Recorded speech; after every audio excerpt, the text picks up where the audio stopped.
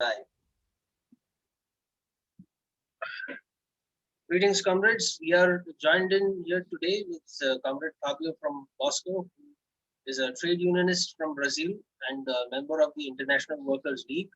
He has researched extensively on the subject of the Israel-Palestine conflict, and he would like to speak with us today about this subject. As you know, very important events have been happening in that region the past few weeks. There was an escalation in Gaza. There was uh, another Gaza war, in fact, where hundreds of people died. Several children were killed in Israeli attacks, and the world saw as Israel sent in security forces into the Al Aqsa Mosque in visuals that reminded any Indian of Operation Blue Star. So, to put all of this in context, we have Comrade Fabio here.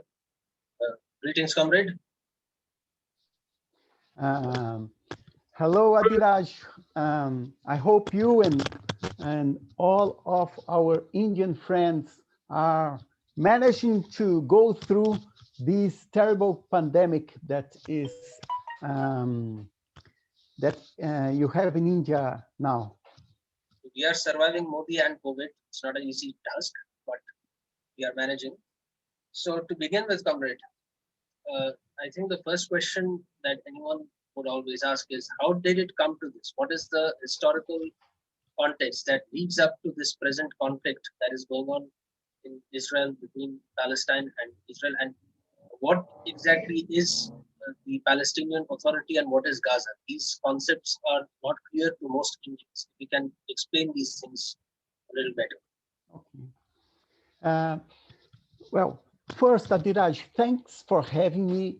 I think this issue of Palestine is a very important issue. And to understand it, I think it's important to see which are the parts of the so-called conflict. On the one side, we have the Palestinian people. The Palestinian people, they are the people that have been living in this land of Palestine for hundreds of years or even maybe thousands of years. Uh, they speak Arabic, and the majority of them are Muslims, but you also have an important part of them who are Christians, and there are even Jews, and there are also people that have don't follow any religion. So this is the Palestinian people. On the other side, you have the state of Israel. The state of Israel was founded 73 years ago in 1948 through a massive migration of Jewish people from Europe. They came to Palestine through the hands of the Zionist movement together with the British imperialism. Uh, who, who is the Zionist movement? The Zionist movement is a right-wing Jewish movement that want to have one state, one Jewish state. And uh, they are together with British imperialism because the British imperialism wanted to control the Middle East. Why? The Middle East is a very strategic area between three continents, Europe, Asia, and Africa. And so it was critical for them to control the area on top of the oil reserves, which are the largest in the world. So what happened? The British decided to make an artificial state, Jewish state, in Arab lands uh, in a very, how can I say, in complete opposition to the native population. That's what they built in 1948. And how they did it? Well, first they expelled 800,000 Palestinians. They destroyed 500 villages or cities, neighborhoods in Palestine in 1948. That's what the Arabs call Nakba, you see. And in terms of international law, that's what international law consider ethnic cleansing. Ethnic cleansing is when you try to eliminate or to expel ethnic group. And that's what happened in Palestine in 1948 up to our days. And on top of this expulsion of the Palestinians, the Palestinians that remain in Palestine, the state of Israel applied a system of apartheid against them. Apartheid in international law is when you carry out a systematic discrimination against an ethnic group. And that's what the state of Israel applies against the Palestinians. So these two issues, ethnic cleansing and apartheid, these are the policies that the state of Israel has been implementing against the Palestinians since 1948 up to our days. And this is the root of the conflict we have today in Palestine. Look, 1 month ago, it started an uprising of the Palestinians. And why it started? Look, it started in one city, a very important city called Al-Quds, that here in the Western world, they call it Jerusalem. Al-Quds is the Arab name. Jerusalem, yes. What was happening there? 3 different things. First, Palestinian families were being evicted by the state of Israel to give place for Israeli settlers in a neighborhood called Sheikh Jarrah. So one struggle was in Sheikh Jarrah. And that's ethnic cleansing. You see the expulsion that I have just mentioned. In other 2 areas, one is the Gate of Damascus.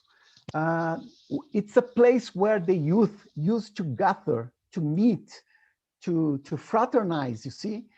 And the Israeli police decided that the Palestinian youth cannot stay there. They can just cross the area, but they cannot stay there. And so there was another conflict. And another conflict is around the place where the most important mosque for the Palestinians is the Mosque of Al-Aqsa. Last month, it was the Ramadan, which is a period when the Muslim people, they fast and they go to pray, you see. And in Palestine, they go to pray in the most important mosque. But the state of Israel decided not to allow them to pray freely in the area around the mosque. And so I think everyone could see the horrible scenes of repression around the mosque carried out by the Israeli army against the prayers, the Muslim prayers. Well, as I told you, these issues in the Gate of Damascus and around the Al-Aqsa Mosque, this is apartheid policies. You see, this is the apartheid system that is applied against the Palestinians for more than 70 years. Then how did the struggle develop? You see, the Palestinians decided to fight back. And what's very important is that they struggle in Al-Quds, Jerusalem. It spread all over Palestine, including over the borders of Palestine. And why it's so important? Look, half of the Palestinians are outside of Palestine, and the state of Israel don't allow them to come back to their homes, to their lands. They don't allow them in Palestine. So half of them are out. And the Palestinians who are in Palestine, they are fragmented, they are divided. So you have the Palestinians who are in Gaza. Gaza is a small plot of land where 2 million Palestinians live under siege. They cannot go in and out Gaza. The drinkable water is not available. because the state of Israel used it to bomb the treatment of oil, of water, and electricity is not available all the time. In average, a house in Gaza has something around 4 hours per day of electricity available. Unemployment is very high, so poverty is widespread. That's Gaza, 2 million Palestinians. Then you have the West Bank. In the West Bank, the Palestinians live in the cities, and the entrance of all cities, they have checkpoints, Israeli checkpoints. And you also have a huge wall. So they are also under siege. Then we come to the Palestinian of 1948. You see the area where the state of Israel built itself in 1948. There we have something like 1.5 million Palestinians, and there are 60 laws discriminating against these Palestinians. You see, despite of the fact these Palestinians, they have Israeli papers, they don't have the same rights as the Jewish population. So that's the reality inside Palestine. The Palestinians are fragmented. And what's very important about this struggle is that for the first time in many years, the Palestinians all around, they built solidarity with the Palestinians in Al-Quds. And so we have demonstrations, rallies in the area of 1948 Palestine, in Gaza, in the West Bank, and including outside Palestine. The Palestinians in Jordan, in Lebanon, they went to the border to show solidarity with the Palestinians in Al-Quds. So that's what the international media calls conflict. It's in reality, it's not a conflict. It's a kind of massacre, because the state of Israel is considered one of the 4 most powerful armed forces across the world. You see, they have the most the modern planes and bombs, and they use it then against Gaza. You see just now. So they have a very strong armed forces, and on the other side, the Palestinians are defenseless in terms of military. Just in Gaza, Hamas developed rockets, but these rockets, you cannot compare them with the missiles that the Israeli army have. So that's the situation we have there. And I just want to say something else that I think it's important. The result of this struggle now in Palestine, I think for the Palestinians, there is a positive development. And why? For 2 reasons. First, the Palestinians managed to struggle together, you see, and overcome the fragmentation they are subjected to. And on the other side, the support for the state of Israel is decreasing across the world. There was demonstrations in major cities. There was more than 100,000 people in London in solidarity with the Palestinians. And even among the Jewish young people in America, what's happening? The support for the state of Israel is decreasing, and the solidarity with the Palestinians is increasing. So I think that looking for this struggle just now, what I can see is that the Palestinians are in better position. The state of Israel is in a worse position. But you see, ethnic cleansing and apartheid is still there. You see, Gaza is still under siege. The villages in the West Bank are still under siege. The Palestinian in 48 Palestine are still having policies to discriminate against them, and half of the Palestinians cannot go back to Palestine. So the situation is still very bad. But this struggle that has just happened, I think it was positive for the Palestinians for these two reasons: their unity to take their unit once again, and the solidarity they managed to gather around them across the world. That was very interesting, Comrade. A few questions just for clarity. Uh, did the British do the Nakba, or was it the state of Israel? Look, the role of the British imperialism is a very dirty role. Why?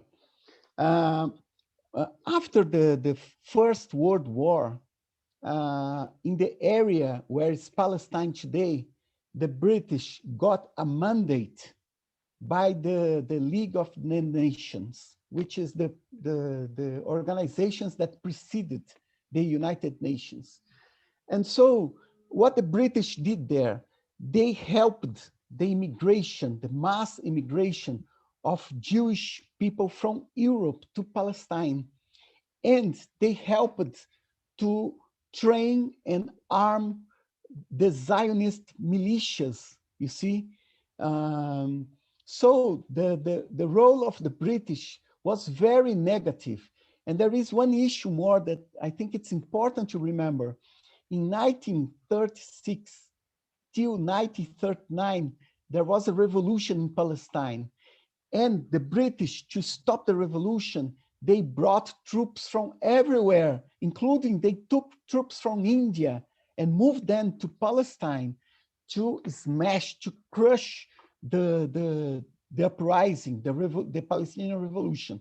And so the Palestinians suffered a strong defeat, and this prepared everything for years later the foundation of the state of Israel based on the expulsion of the Palestinians. So the role of the British was very important. In the days of the Nakba, in 1948 itself, it was the Zionist militias, and in those days, who gave weapons to them was Stalin, was the Soviet Union through Czechoslovakia.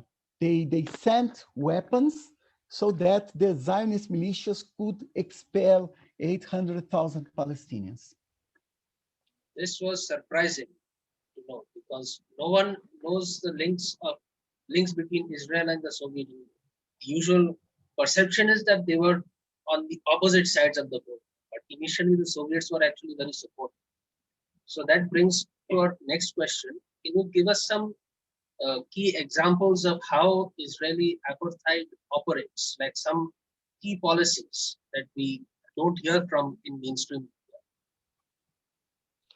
Um, Do they have voting rights, for instance? um, Let me explain to you. Well, first, the Israeli state treats Palestinians in different ways. You see, they fragmented them. So 1.5 million Palestinians, they have Israeli citizenship. They vote for the elections. But for instance, they cannot go to the army. They are subjected to less public investments. There are many Palestinian villages that are not recognized by the state of Israel, so they don't get any public services. So these are some kind of policies played against the Palestinians that have Israeli citizenship. There are other kind of policies that are not in the legal system, but they exist. For instance, the recent mobilization in the 1948 Palestine, what happened? Something around 100 Zionist far-right militias, they organized themselves to attack the Palestinians. Even the New York Times, they denounced the formation of these groups that are groups that go to Arab neighborhoods singing death to the Arabs, and they attack the properties, the cars. There was one scene, very strong scene, in a city near Tel Aviv, where they took an Arab driver from the car and started to lynch him. So the state of Israel, they use the legal system, you see, the police, the army against the Palestinians, but also they have paramilitary groups, because the Israeli Jewish society is armed society. You see, every citizen has weapons, and they use these weapons against the Palestinians. So basically, it's like a military state. In terms of the military, I did not understand very well. You It's want like, to know about the? I mean, Go on. what you described is basically that it is a militarized state and society, that everyone is like a soldier. Yes, So yes, and legally, yes, everyone is a soldier. They can be drafted immediately, and every Jewish Israeli has the obligation of going to the army for 3 years, including women for 2 years. So when they leave the army, if they leave the army, they can be drafted at any time at the request of the state. So that actually brings us to another point. One of the great myths around Israel is that it is one island surrounded by hostile countries. But what is the actual reality of all the neighboring nations around Israel? Because this kind of impunity with which Israel operates its apartheid against Arab Palestinians could not have happened if the other countries got together and tried to pressure it. So, what is the reality of Israel and its neighbors? You see, Adiraj, the state of Israel is surrounded. It's in the middle of Arab lands. So you have Arab states all around. But you have to make a difference between the Arab states and the Arab people. You see, the Arab states, uh, uh, the majority of them are normalizing the relations with the state of Israel. So the first one was Jordan many, many years ago, then Egypt normalizing with Israel in 1978, if I'm not wrong, or 79. Um, and now recently, 3 other states, they normalized the relation with Israel. And in terms of the 22 Arab states, only 3 states refused to have any kind of relations with Israel. You see, Kuwait, Algeria, and Tunisia, they don't have any relationship with the state of Israel. All others, they have some level of relationship. But when you pay attention to the people, the Arab people, yes, the Arab people are completely opposed to the state of Israel. They are completely opposed to Zionism because they watch every day the crimes of the Israeli state against the Palestinians, you see? And so there is this difference between the rulers, you see, and the people. The people, they are with the Palestinians. The rulers, they are with America, and through America, they are normalizing the relations with the state of Israel. So there is a kind of symbiotic relation here that Israel perhaps helps America keep its influence over all these other Arab nations. Is that the case? Yes. This was a very enlightening interview, Comrade, and I'm sure that our audience will learn a lot from it, and certainly it'll get them to start thinking differently than what mainstream media shows. So thank you for coming, Comrade. This was a very good interview. Good night and Lal Salam. Lal Salam.